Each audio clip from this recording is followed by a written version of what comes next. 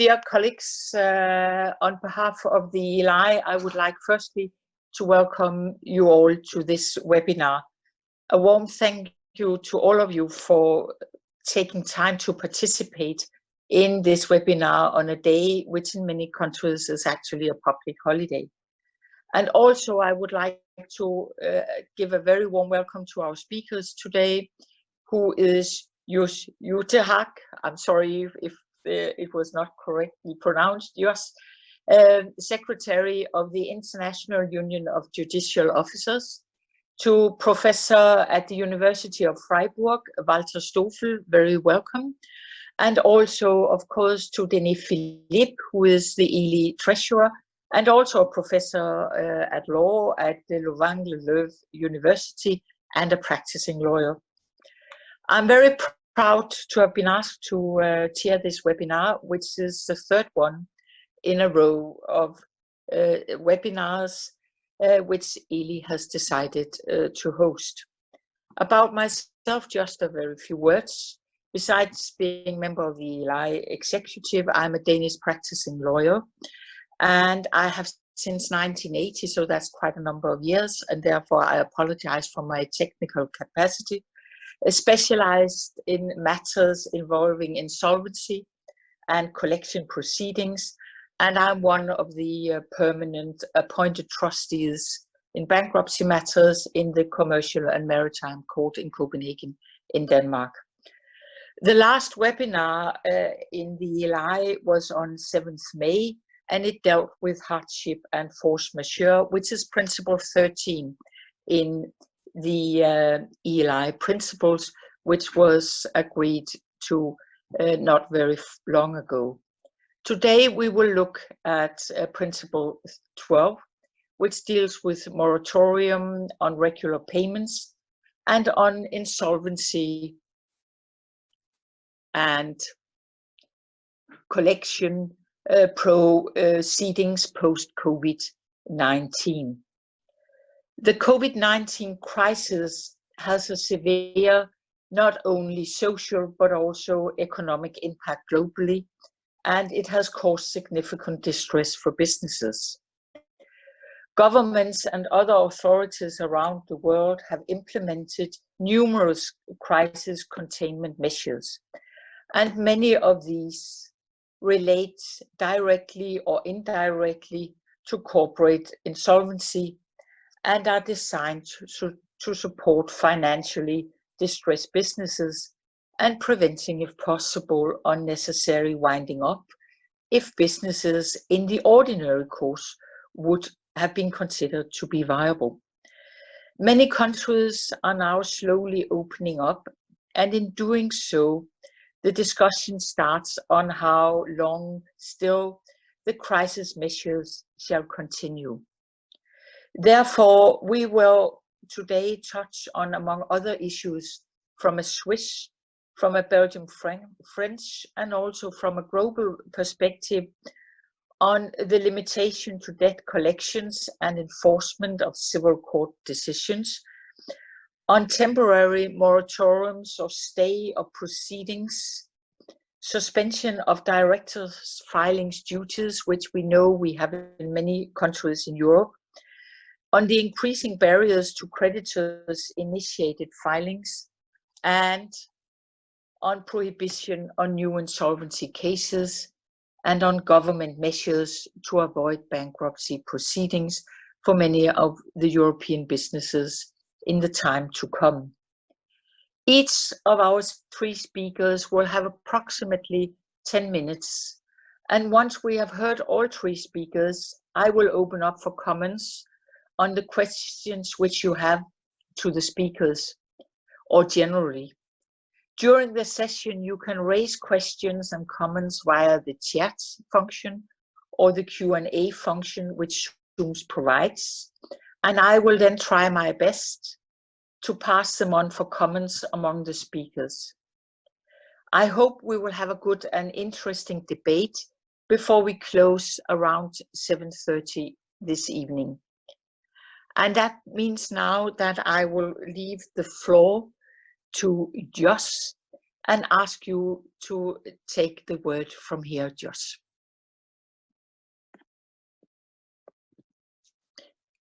I think you have to unmute your mic. Thank you very much, and thank you also very much for the invitation on behalf of UIHJ, the International Union of Judicial Officers. Just in one sentence, it's I think one of the major legal organizations worldwide. We have at this moment, we have 89 countries and 93 associations that are a member of our organization. So I must say that from the very beginning, we were very much confronted with the consequences of the COVID-19 pandemic, and what does this mean in the field of enforcement. I think it is important, when I'm speaking on behalf of UIHJ. I think it's important that we make a distinction between, let's say, the period of the confinement and the period after the confinement. During the period of confinement, I think rules, legislation, interpretation of rules should be quite different. So the question is, during the period of confinement, should there be measures be put in place prohibiting or limiting the enforcement of court decisions? And then the answer is very simple: yes, there should be. UIHJ in that respect is in favor and encourages the suspension and limitation of the use of enforcement measures during the period of confinement. And we see that is already something that happened in a lot of countries. Of course, there might be some exceptions on this absolute necessity. You can imagine that maintenance claims, for example, will continue during this period. The opinion of UIHJ in that respect is based on two criteria. First, there is a need for human moral consideration in the face of the crisis. And secondly, it's also a matter of practicality. Confinement requires sanitary measures, and sanitary measures, especially in the field of enforcement, are hardly compatible with an effective implementation of enforcement measures. That's during the period. It's quite different from after the period of confinement. After the period of confinement, yes, indeed, we will have economic, we will have social issues to start with. But it's undeniable that COVID-19 will leave its mark on society and will have its economic consequences, economic influences, market structures will be severely impacted. At the same time, I think it's also important here to realize that we should not only focus on the interests of debtors, regardless of their financial position. It is important here, I think, to emphasize that it is also the creditor in the enforcement procedure whose position is of importance, because most of the times such creditors are small and medium-sized enterprises. And that means also that suspending or postponing enforcement will cause serious cash flow problems also when we talk about the creditors. That means in the after COVID-19 period, confinement period, the implementation of enforcement procedures should remain proportionate. That, of course, means that sometimes we cannot undertake all the enforcement measures that we intend to implement as in normal society, I would say. That is something that you see also very much back in the different countries. There is quite a distinction there in that respect. You see a lot of countries where enforcement is organized by civil servants, where, well, from the government authorities, already certain measures are undertaken. If we talk about private or self-employed enforcement, we see there a role not only of the legislator that is implementing certain rules, but most important, I think more important even, we see there also a role of the chambers, the national organizations. And they are giving a certain responsibility in how to implement enforcement and enforcement measures in their country. If I give the example of the Netherlands in that respect, we don't have any limitations. And it is a very simple rule we use in the Netherlands. Everything is allowed unless it is forbidden. But there's not that much that is forbidden. So we leave it up to the responsibility of the profession itself on what should be allowed, what should be, for ethical reasons, etc., also what should be done and what cannot be done under certain circumstances. And there we very much, of course, take into consideration the interests of the debtor and of the creditor. If I take the example again of the Netherlands, we started, for example, an advertising campaign on the national radio, trying to convince parties to contact the enforcement agent and trying to convince parties also to contact, to start a discussion in how can we solve the matters rather than very blindly continue with enforcement measures.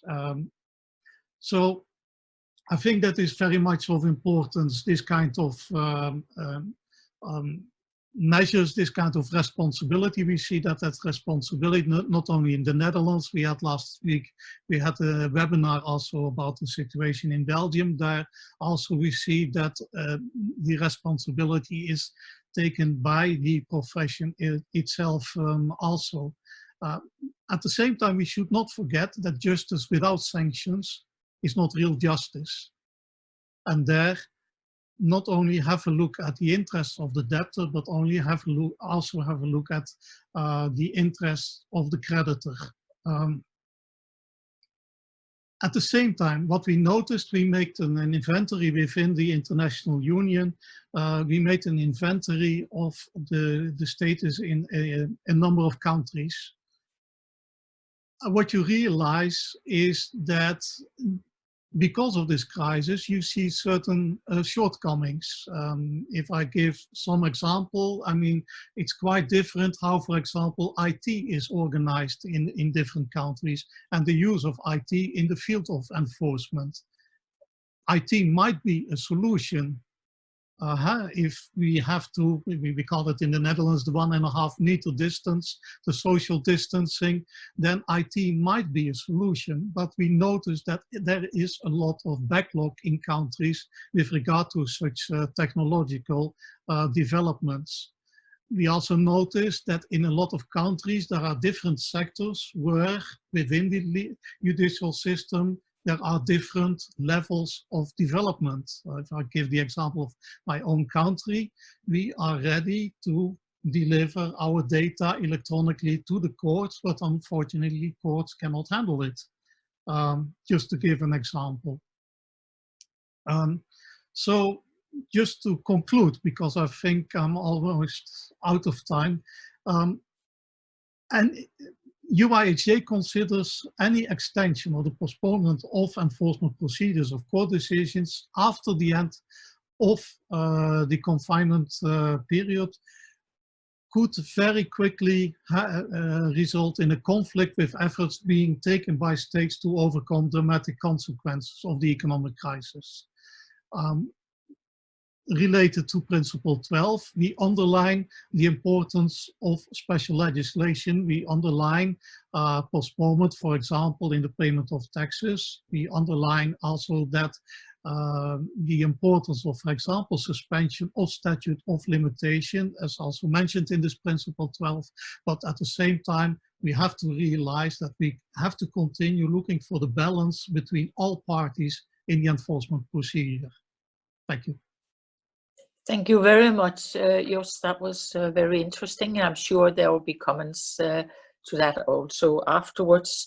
Then, Walter Stoffel, I leave the floor to you and look forward to hearing your remarks. Thank you very much. I'm happy to take over the floor and add a few remarks from the perspective and the experiences we have made in Switzerland so far. I may just say, well, most of you surely know, or all of you, that Switzerland, as in most continental European countries, is a balance sheet test country, meaning that companies have to announce to the judge that they are in a situation of virtual bankruptcy and they should be put into real bankruptcy when the balance sheet test is met. It's not an insolvency or insolvent trading test, it's a balance sheet test. I mention this because one of the measures taken by the government is an intervention into this test. After a first period of about 1 month of a general suspension of debt collection proceedings, we had the normal debt collection system in place again, basically, but with 3 important changes as far as businesses are concerned.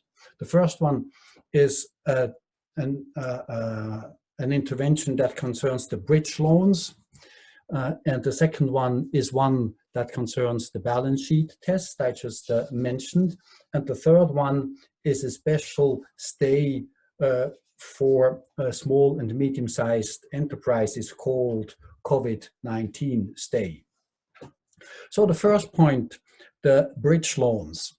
Switzerland, as many other countries, or almost all other countries, have introduced bridge loans for businesses. Bridge loans in this system, in our system, are handed out by the banks. The banks take a part of the risk, 10, 15 or 20%, and the government guarantees the rest for the repayment. The loan may run up to 5 years and should, of course, be repaid during these 5 years, but if it cannot, we have the government guarantee system. Now, these bridge loans are explicitly not counting for the balance sheet test. That means that any test for over-indebtedness does not take into account bridge loans that the company has obtained from the government. Bridge loans, therefore, are by law considered as subordinated loans that would not be taken into consideration.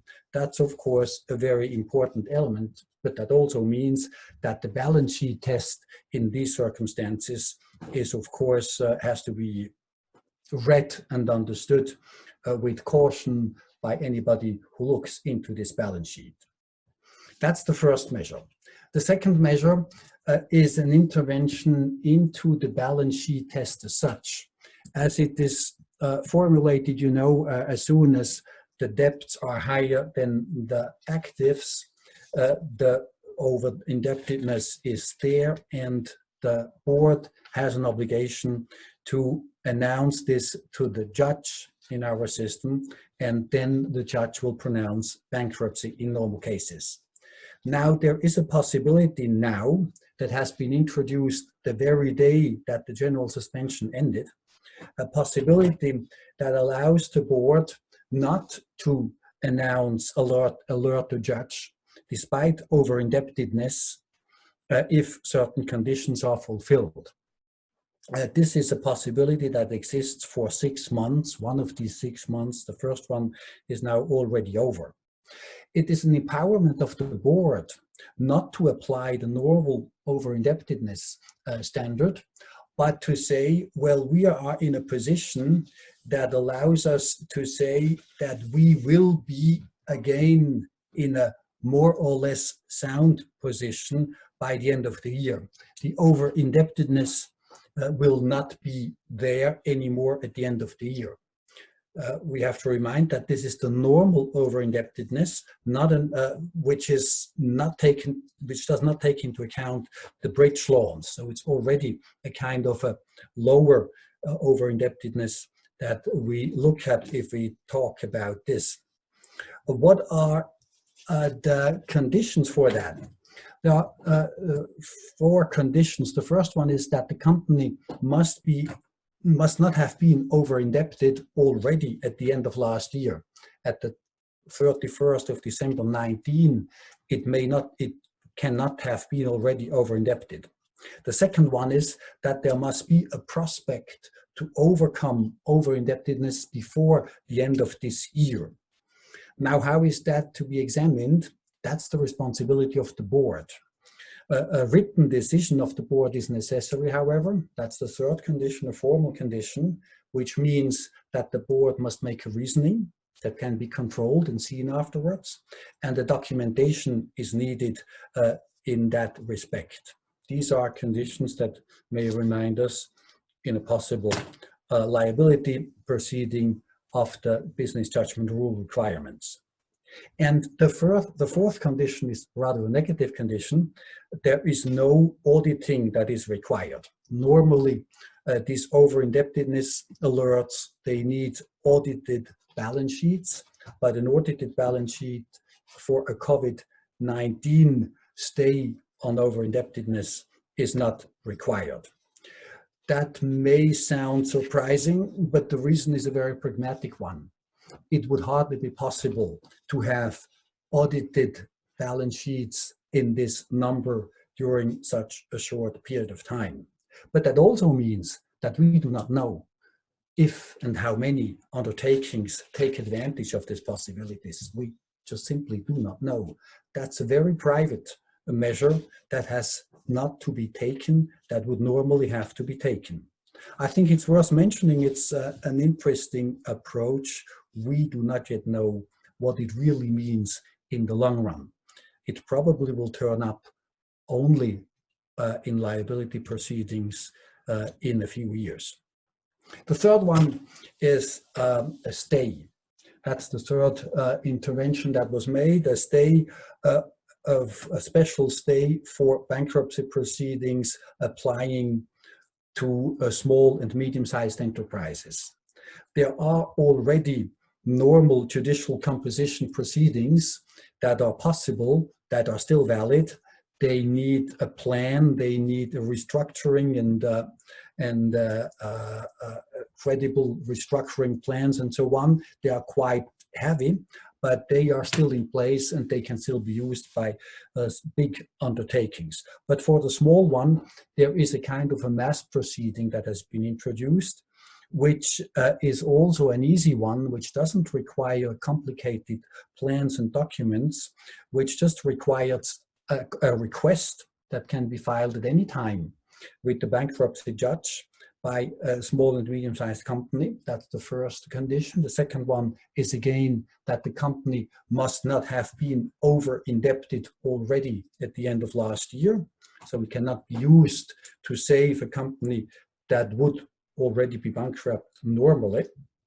And the third condition is that the company, the board, must make a credible statement. That's the wording that is used. A credible statement of the financial situation of the undertaking.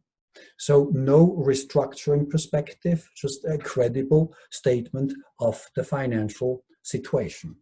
And the fourth condition is not a mandatory condition, documents if possible. So it's a very easy not easy going, but an easy way of obtaining a stay for bankruptcy proceedings, not generally applicable, but upon request. Once it is obtained and the judge should decide without delay, meaning immediately, but still, I mean, this will take a few weeks, probably. There aren't many experiences we have yet. But once it is granted, the stay goes for all pre-existing debts. All the debts that the company has at the moment that it files for such a stay are suspended. There is no debt enforcement measure that can be taken anymore for these debts, but not for new debts. That's important because otherwise the company could not continue to operate. So only old debts. Second one, there are of course exceptions to that, especially salary payments and also secured debts. The third one, this stay applies for 3 months, can be prolonged once by 3 months. And the fourth effect is that the system, that the stay is published. So we have quite a normal effect of the stay once it is obtained, but it can be obtained in an easy way. It's really a mass proceeding for stays, an interesting, I think, institution that has been produced here. As I said, we do not know very much now how much this will be used. It's too early to say because we are only in the second or third months, and the undertakings still are not insolvent, most of them. They can continue together with the other measures. They do not need this stay yet, but we will see in months or so how this will work out. So these are the three measures. The bridge loans do not count for our indebtedness. Over-indebtedness can be decided not to trigger a bankruptcy proceeding by the board alone. And the third one, an SME stay is possible in a very easy way. That's the situation as it is now. We will, of course, have to deal with, at one day, with back to normal. That is another problem that may be one we deal with in another webinar. I think this is my provisional impression that it's a well-reflected instrument, or there are well-reflected instruments that have been put in place, and I think they will have a beneficial effect on the economy.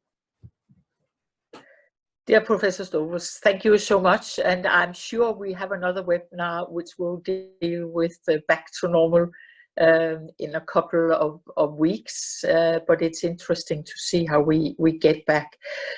Denis, will you take us onto the Belgium-French position?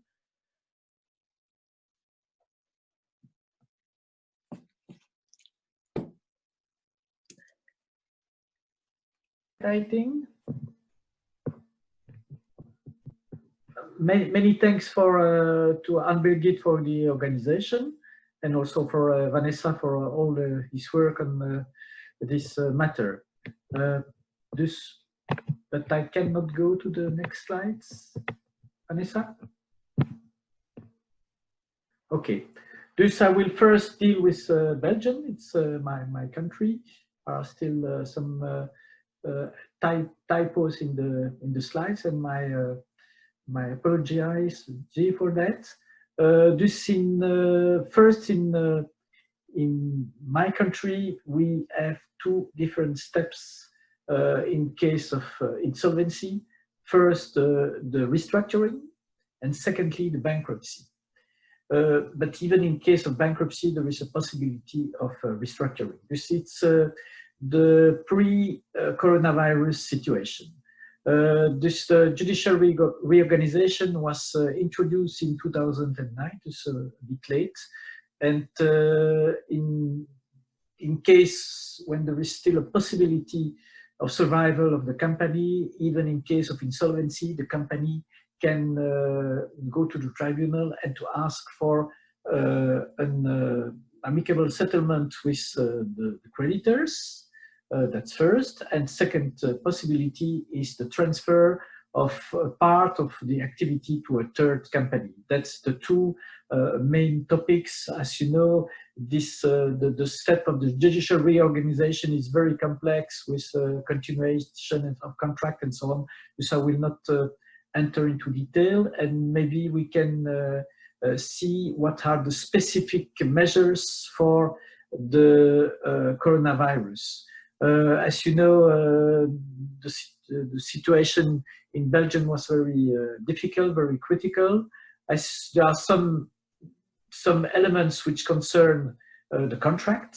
As you say, that's the first bullet point. There is no unilateral resolution of contract concluded before April 24th.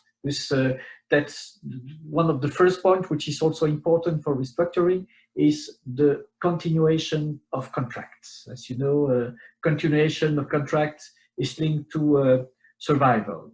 Second point, in case of public works, public procurement, in this case, the contractor has some delay no problems. The public authority must continue the contract even if there is a delay due to the corona crisis. Third point, in case there are some unemployed workers, they can be transferred to a critical sector if there is a lack of personnel in the critical sector. That's a more general solution, but all the solutions are made for the continuity and of business. Then there are specific funding for small and medium businesses to guarantee their survival. And as you know, the restaurant and cafe are sectors who are very hit by the crisis. And the next point, there is also a postponement of tax and social security deadlines, as it is the case in a lot of countries. But as you know, postponement and exemption are two different possibilities. The problem, as was said by Professor Stoffel, is that we have to see what will happen after the coronavirus crisis, because this debt remains due even if there is a postponement. Then it was for the avoiding. Then when you are at the door of the insolvency, what are the solutions? Let's take that the debtor is in default. What can happen? Then the creditor can get a judgment, but he cannot. It's in the bailiff sector. Thus, the bailiff cannot go to the debtor to ask him for payment. Second point, which is also a contractual aspect, is that when there is a clause saying that termination clause, the contract is terminated in case of non-payment, these clauses are not valid anymore during the coronavirus period. Then what was also mentioned by my colleagues, insolvency proceedings are postponed, temporary during the coronavirus, and only in case you cannot introduce a new case for insolvency procedures now. No enforcement procedure. That's not possible. You cannot force people to perform during this period in case of non-payment. Then all the payment terms, you can have a postponement. You have to pay on the 1st of April. You can say, sorry, you can get a prolongation due to the coronavirus period. And as mentioned, you cannot sue in bankruptcy at this moment. There is a kind of freezing of all the procedures during this period. But in case of bankruptcy, you have to prove that it is due to the coronavirus crisis. That's for Belgium, very short, and of course I'm prepared to answer, to try to answer to your question. French is my language, but it's not my culture, not my country. But as you know, there is a kind of osmosis between the French-speaking Belgians and France. That's the reason why I was asked to also deal with French law. As you know, the French restructuring procedure is fairly older than in Belgium. And the first steps were in '85 by Robert Badinter when he was Minister of Justice under François Mitterrand. Thus he began all these procedures, and since then, when there is a change of government in France, there is always a change of the law on the reorganization in case of bankruptcy. Now, in Belgium, there are 2 steps. In France, there are 3 steps. You can have first the safeguard procedure. The company is not yet in a state of insolvency, but there are some problems. Then there is a specific safeguard procedure. Second point, there is a recovery procedure when the debtor is already in state of does not pay his debt. Recovery procedures but there is still a chance of survival. And then liquidation of procedure is the same as bankruptcy in Belgium. That's a bit safeguard, but as you know, the French are very we see as Belgium, we look often at the French television, and we see very often Bruno Le Maire at the television, and it comes with a lot of measures for the protection of the debtors in case of insolvency. There is a financial support, specific sector, not all the sectors. It is in Belgium, it's the sector it's more global. You can have also funding, but the funding are more or less the same for everybody. Here, there are some specific sector who receive financial support. Tax decline is postponed. It is like also in Belgium. Then there is a creation of a guarantee scheme to support venture funding, what is also good. Of Professor Bob Wessel make a very interesting book for the ELI with restructuring of companies, and this he also proposed this kind of guarantee schemes to support venture funding. Here it's more public funding, Bob Wessel is more private funding, but it's important to have a guarantee scheme to support venture fundings for company.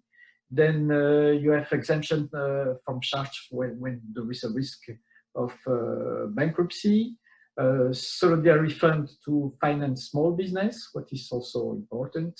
Then deferrals of rents, waters, and energy bill, what is not the case in Belgium, but here it's more in French, it's a more global solution.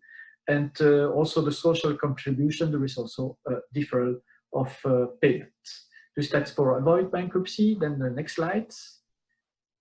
Then what is very interesting also, as you know, France is more interventionist. As you know, since I think it's a European directive, the companies must pay their invoice within 60 days. This is something new. It's important to guarantee the functioning of small and medium-sized enterprise. But here they make some sanction for the big companies who do not respect this payment term. This payment term was in favor of the small and middle-sized enterprise, and thus if you do not meet this, do not pay within the 60 days, then there are some sanctions, and among others, you cannot guarantee, you cannot benefit from the state guarantee to borrow. This you see the intention of the French government to protect small and medium-sized enterprise, because we can say that big enterprise can profit from the situation to prolong the payments. Then for avoiding, reacting, when you are on the 12th of March, you are not in time. You are near the bankruptcy, then you have a prolongation of 3 months. During these 3 months, nothing can happen. You cannot be declared into bankruptcy. If you have a safeguard plans which come in expiration in April, then there is also a prolongation of these 3 months. Thus you have after the emergency state, then in France you have still a period of 3 months where you will have no problems. Just there is a kind of freezing during a period of 3 months for all this insolvency procedure. And then next slide, if there is still a slide, Vanessa. This that was the end, the last slide. My conclusion is that I think there were good measures which were taken into countries. These measures are in conformity with Principle 12 of the coronavirus principle. And as Professor Stoffel and Jos say, the problem, what will happen is, and everything is now suspended, but all the debts remain due after this period, and then I think we will have to take new measures after this coronavirus period. Thank you very much. Thank you very much, Denis. This was also a very interesting presentation. And now I have, yeah, let's see, because now I have the problems with the chat function, which I cannot see. And the Q&As, there were no one really saying so. Oh yeah, now it comes a question. The question is actually what that's from. Pascal. Definitely a question from for Professor Stoffel. I don't know, Walter Stoffel, if you can see the question, but what about the contracts? Can they be terminated during a stay? I think that is the question.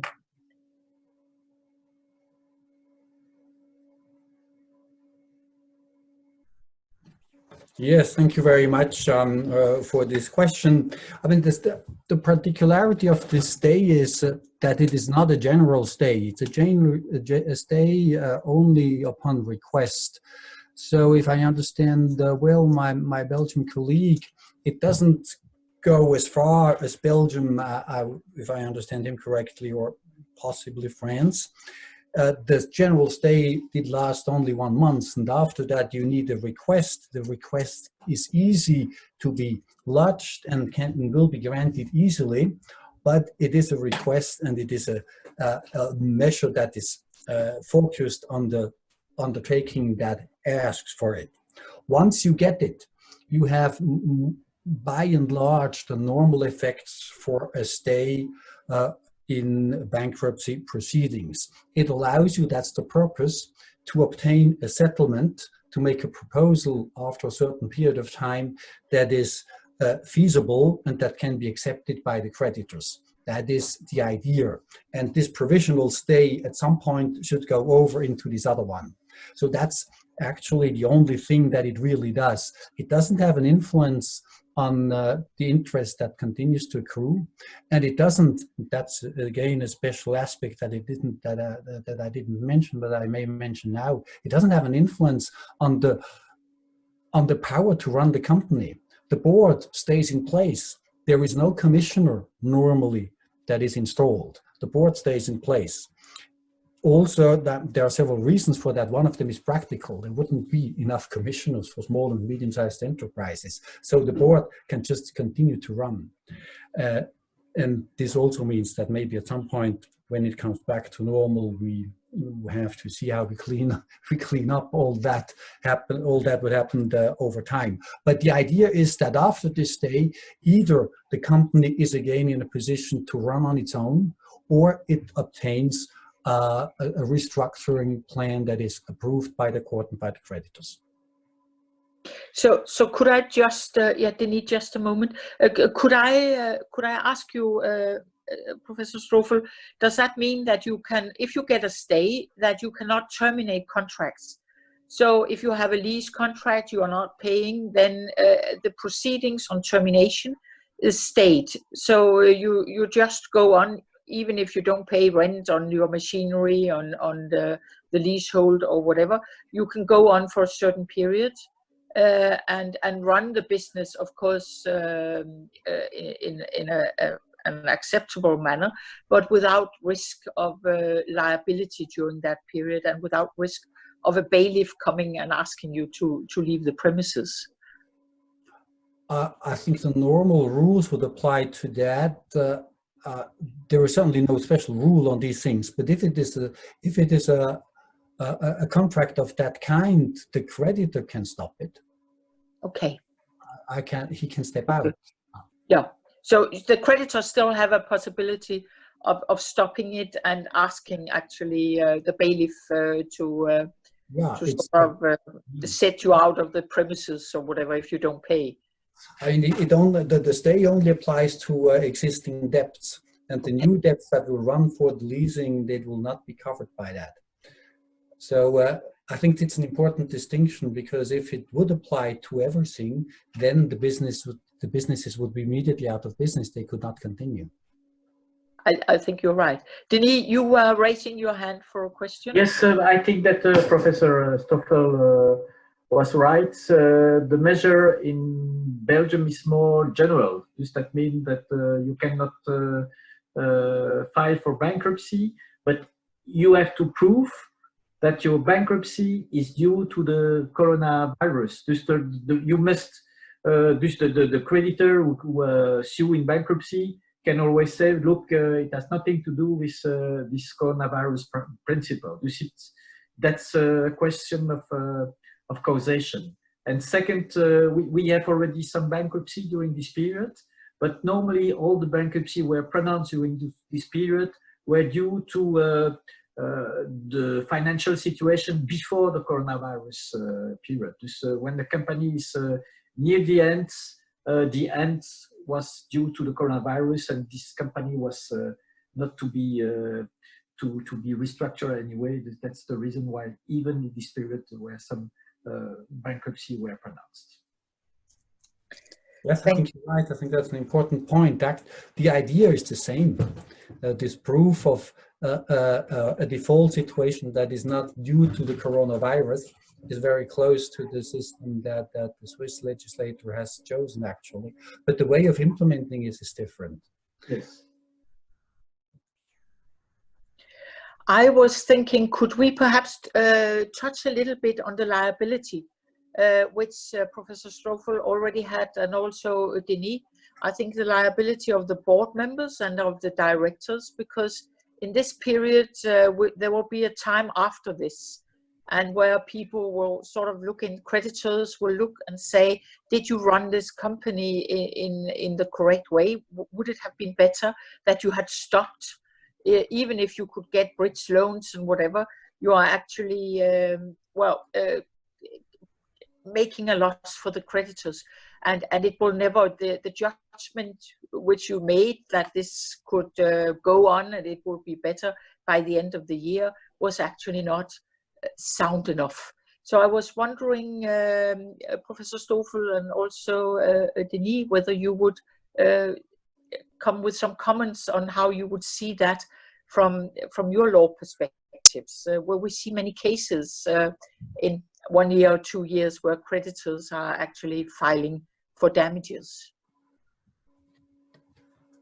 Yes, if I may just make one or two remarks. I think first of all we have to see really that it is a transitory, that is a limited period only that in which we have this system. We have it for 6 months. This possibility not to alert the judge in the case of over-indebtedness. After that, it's over. And the law and the bridge loans do not count for over-indebtedness only for 2 years until the end of 2022. So there is a time after that will come. And when this time comes, I think that's really the question that that many boards will have to face. Was it reasonable what you did? And the condition for not to apply for over-indebtedness and not to alert the judge for over-indebtedness, they are the normal conditions, so to say, but they are quite severe. You must have prospects not to be in an over-indebtedness at the end of the year. And what the board has to do is to bring a reasoning in writing to make a conscious decision, not just not to do anything, to make a decision that must be documented and to give the reasons for that and say why, and that again must be documented. This is said very shortly, very briefly in a sentence which says the board must make a written decision that is documented. That's more or less the phrasing. Now that means, I made an allusion to that, that means in my view that the board will be in a position to invoke the principles of the business judgment rule and say, I did make my decision in the normal course of business. I did it in a documented way. I was not in a situation of conflict of interest, and I was duly informed when I took this decision. When it can show that, I think courts will protect it. If it cannot show, and I think especially the documentation element, if it cannot show that it was properly informed and documented when it took the decision, then it will be at risk. Thank you. Yes. Denis, your perspective? Yes, I will first, it's a more background answer.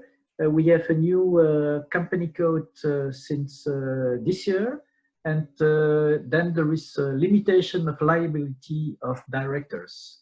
Dus first, they are only marginally liable. Dus that means that yes, the liability can only be subordinated to a marginal control by the judge. Dus not all decision can be criticized, with other words.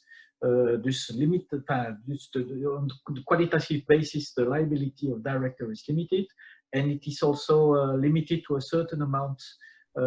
Dus that means that it's good for directives, and the government does that to improve the competitiveness of Belgium in company law. Second, for this corona crisis, Article 444 of the Criminal Code says that when you cannot pay your debt, when you are in a cessation of payment, you have to go to declare bankruptcy within 3 days. This provision will be frozen, because you cannot be liable on this basis of this provision as a director.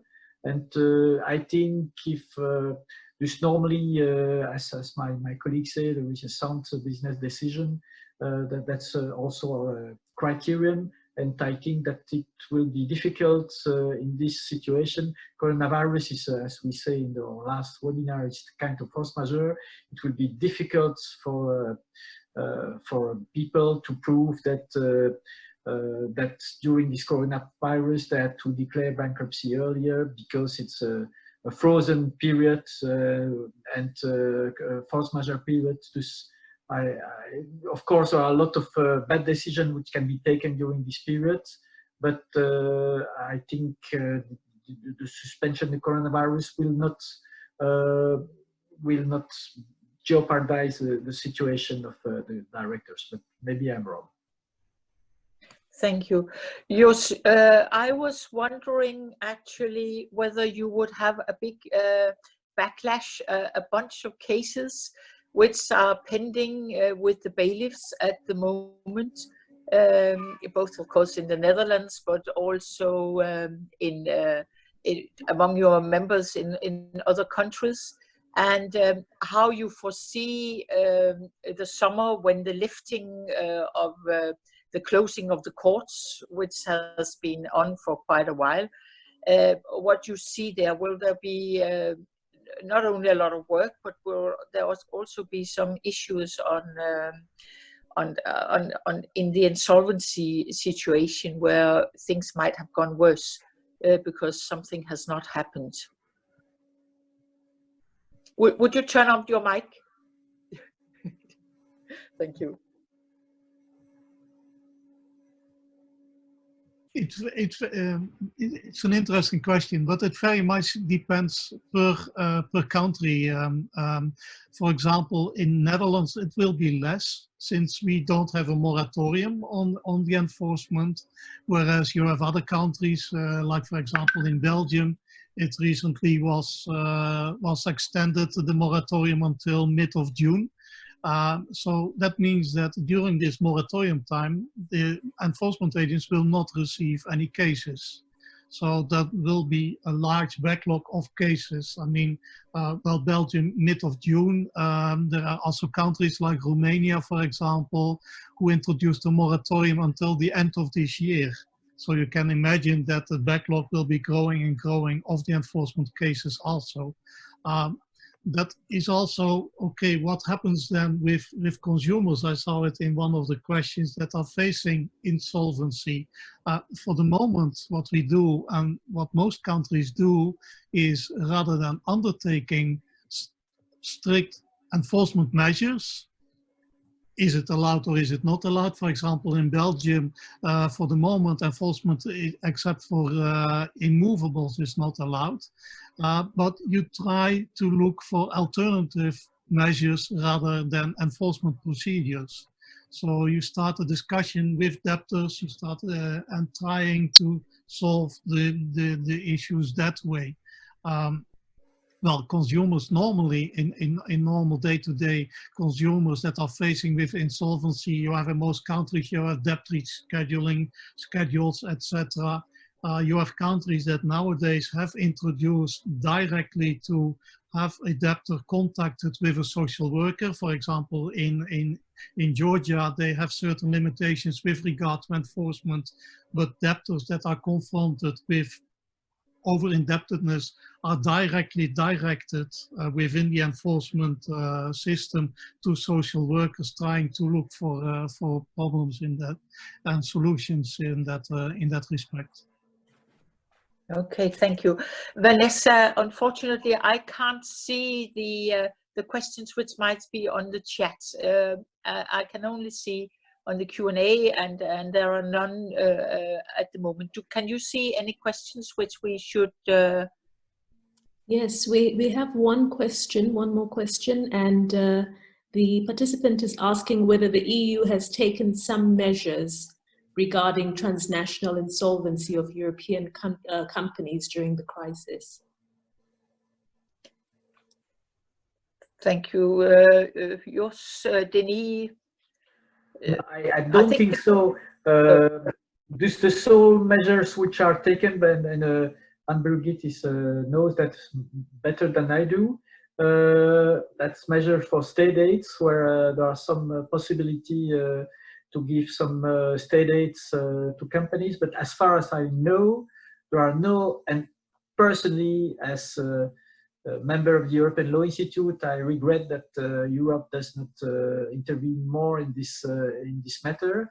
And I'm very happy that we have this coronavirus principle on this matter. But as far as I know, except on state aids, there are no others intervention of the EU. But maybe I'm wrong, but it is what maybe Anne-Birgit can correct me. No, there's nothing to correct, because you're totally right. As far as I know, nothing has been actually introduced, and one of the reasons, of course, is that this is very often a very national legal issue, how you will deal with insolvencies, and even if we have the regulation in the EU, they are only dealing very often with procedure rules and not with material law, and therefore it's left for each country to decide how they will actually go about this, I think. So yes, I agree. It would have been great if they could have agreed at least something on an EU level on stay of contracts and proceedings, so that all creditors also across borders could have been actually, and debtors of course also, but could have been treated equal, because it's very different from country to country how you are treated. Yes. Now I think we have nearly come to an end. Anne-Birgit, there was another question. What's that? Somebody who put the question whether there was some provisions for consumers in case of insolvent consumer. Yeah, I think you did make an answer to that. I don't know, Professor Stoffel, whether we should just go around with the panel and hear if there are any provisions in Switzerland for insolvent consumers. No, there are none. There was a general suspension during the first month until April 19th. That did also apply to consumers, but it was then replaced by focused provisions, or by focused provisions, and only one that apply for businesses, but not for consumers. So the general picture, I think, is that we have quite a good system of postponing the problem, of avoiding that companies go bankrupt or maybe are sold at the real price too early. But of course, we do not have a solution in the medium and in the long run. At some point, we have to come back, and then we have to see how we deal with all this. We have a solution for the bridge loans. If they are guaranteed by government, the company can say, well, I cannot repay it. So I think there is a solution for that, an expensive one, but there is one. But for wrongly postponed bankruptcies, there isn't really a solution. Mm-hmm. No. In Belgium or in France, Denis? For consumer, there is nothing foreseen. Of course, the people who have no work, they receive compensation from the state, but that's the state is not always working well, and does that mean that people have to wait 3 or 4 months before receiving their compensation? But at the end of the day, they will receive it. But there is nothing specific for consumers. No. And in the Netherlands, that's the same. It's the same. It's the same as in Belgium and in France. So nothing specific for consumers. Okay, you have the special personal bankruptcy, of course, and that continues. That continues to run. Yeah, I can say in my own country, Denmark, we don't have it either. And the only postponement we actually have is that the courts have been closed. And they have said that they were only dealing with emergency cases. And you really have to prove to the judges that a bankruptcy petition was emergency. And if you could not prove that, it was just postponed until the court started to work, which they did a week ago, and only on a very low level. So that's the way it's working. And the bailiffs, which we have not we have a court bailiffs, and the bailiffs have not started working yet because they don't want to meet people, and so that's a problem. But that's another kind of stay, but it's not a stay by law. So no, I think now we have nearly come to an end. I would like to thank all our speakers for very interesting information. I would like to thank all participants and remind that you can ask questions on the chat functioning, and we will then try to see if we can provide you with some kind of answers also afterwards. I apologize for my technical problems and that I was not able to see all the questions which came in, but I will see them probably afterwards. I hope so. Denis Philippe mentioned the book which came out just recently. It's an ELI book on rescue of businesses in Europe. It came out this year. There might be room now for an addition to it because of the corona situation, because it did not take into account the present situation. But at least it's a very interesting book, and I would like to do some advertisement for it here. So if not everybody has got the book, I can really recommend it to you, and make sure that you get a copy very soon. It will probably be sold out because it's a very interesting book now with all the business rescues we are going to do in the very near future. And then I will wish you all a very pleasant evening now, and hope you stay healthy, and hope to see you again on our next webinar, which is in a fortnight. So thank you very much for everybody. Thank you. Bye-bye. Thank you very much. Bye-bye.